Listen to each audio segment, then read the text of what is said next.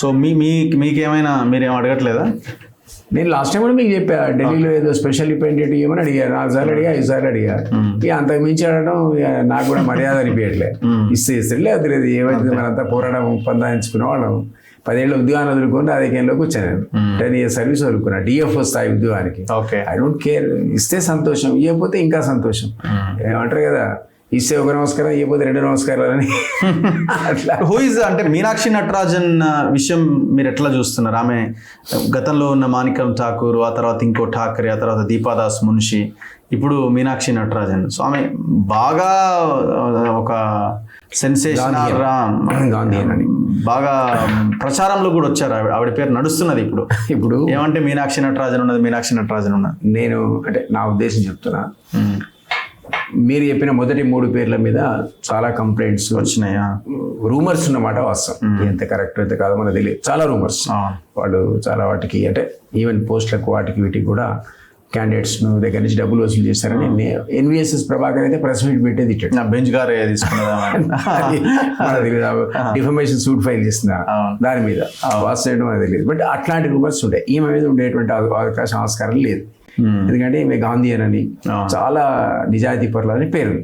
ఈ నిజాయితీ Gandhian principles పాలిటిక్స్లో సరిపోవు, అదొకటే సరిపోవు. ఆ విధంగా ఉండడం అనేది ఒక అసెట్ పార్టీ. ఫ్రమ్ దట్ దీన్ని మనం ఓట్ బ్యాంక్ రాజకీయాలకు కూడా ముడిపెట్టగలగాలి. ఇప్పుడున్న పరిస్థితి అంతే కదా, ఓట్ బ్యాంక్ రాజకీయాలు ఆ రకంగా లేవు. రేపొద్దు నేను గాంధీయన్ ప్రిన్సిపల్స్తో నేను ఏమి చేయను నీకు అంటే ఇప్పుడు ఏమైపోయింది, ఇప్పుడు ఆమె రాజకీయం చేయడం పక్కన పెట్టండి, వీళ్ళని సెట్ చేయడానికి అన్నది కదా పాయింట్. సెట్ చేయడానికి ఆమె యాటిట్యూడ్ ఆర్ ఆమె నిజాయితీ ఏమైనా ఉపయోగపడుతుందా అనేది ఉపయోగపడుతుండొచ్చు.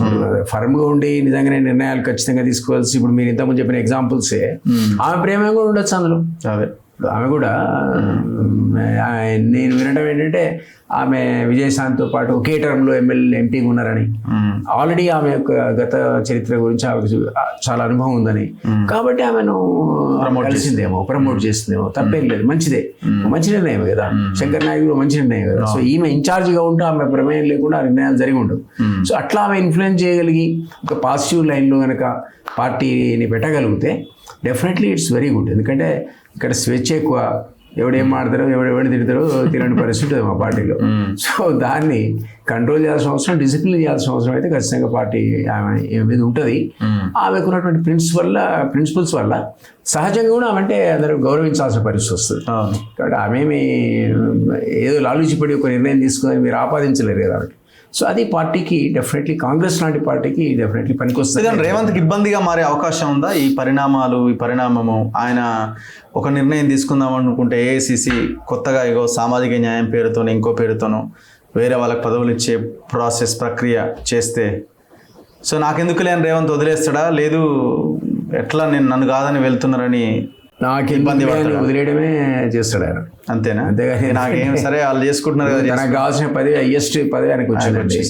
మీరు ఆయన కాదని ఏ నిర్ణయం కూడా చేయలేరు. ఆయన ఖచ్చితంగా ఆయన సూచన పరిగణనలో తీసుకొని దాన్ని ఓవర్రూల్ చేయాల్సిందే మీరు. అంతే, ఇది అనుగుణంగా లేకపోతే మీరు ఆయనకు చెప్తారు ఇది అంటే ఆయన దాన్ని అంగీకరిస్తాడు కదా.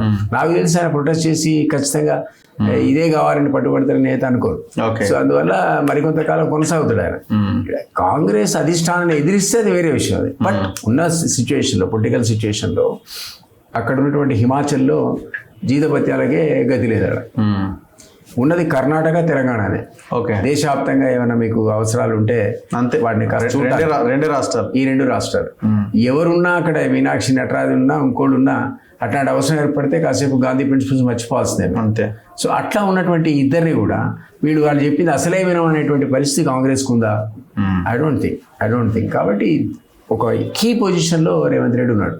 సో అన్నీ నేను చెప్పినట్టు కావాలని మండుపట్టి పడతారని అయితే అనుకోరు. కాబట్టి కొంత ఆయనది సాగుతుంది, కొంత పార్టీ హైకమాండ్ యొక్క నిర్ణయాన్ని బట్టి కూడా నడుస్తుంది. It will be mixed. వాళ్ళు కూడా కొన్ని ఆయనకి అనుకూలమైన నిర్ణయాలు వాళ్ళు తీసుకునే పరిస్థితి. ఎక్స్పాన్షన్ ఉంది, వితౌట్ ముఖ్యమంత్రి ఇది లేకుండా చేయడానికి లేదు. ఎందుకంటే ఆయన టీమే కదా, చేయలేరు. ఆయన కింద పనిచేయాలి. బీసీకే ఇవ్వు, ఒక ఎస్టీకే ఇవ్వు అని అడుగుతారు, కానీ ఈయనకి ఇవ్వు అనలేరుగా. బీసీకి ఎస్టీకి అయినప్పుడు ఆయన దగ్గర 4 ఆప్షన్స్ ఉండొచ్చు. సరే అట్లాంటప్పుడు ఈయనకి ఇస్తా అంటే మీరు కాదనలేరు కదా.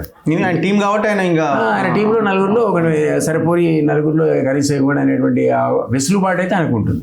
కాబట్టి టోటల్గా అతని రోల్ లేకుండా నిర్ణయాలు తీసుకోవడం అనేది సాధ్యపడదని అనుకుంటున్నాను.